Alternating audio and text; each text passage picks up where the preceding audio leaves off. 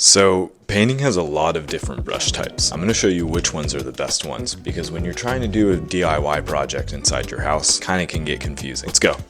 No matter the project, you're going to need paintbrushes. And honestly, these four right here are the best. I'm going to go over each type, size, and why it's the best. You're probably wondering, why does this one look so raggedy, so destroyed? It's because it's a really old brush, but there's a perfect reason to keep them. For this example, I'm using shredded paper.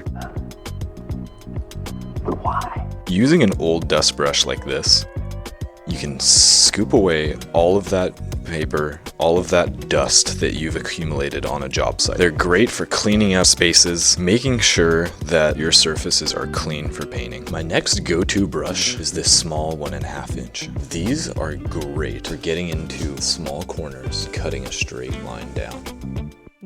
And even better, you're getting through these small spaces as well. Because sometimes the plates are left on, and these are great for getting into those areas. In between trim and walls and doors, these spaces here are great for these brushes as well. If you're ever painting a door and you leave the hardware on, cutting along can be a little tricky, but a small brush like this makes it much easier. The difference between these two brushes is not very much. They're the same size, but there is one key difference. The key difference is that this one is much older, and it's used for primer. Primer is a very strong adhesive paint, basically, that allows your top coats to stick better. The reason you use a separate brush for priming is because it takes a toll on the bristles. The health of your bristles is imperative to the longevity and cut line of your brushes. This brush is clean, it's healthy, it's used for top coats. I would always suggest going for soft bristle types when you're cutting ceilings and corners. This is what a healthy brush should look like next to a primer brush. There's a big difference, right? Because we take care of our top brushes. You also can't forget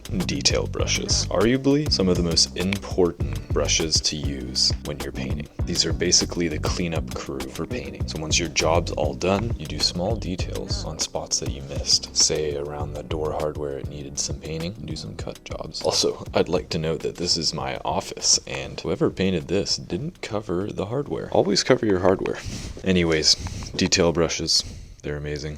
So I know that starting your first project can be a little daunting sometimes, but I hope that clearing out the air for these brush types is going to help. So thanks for joining me.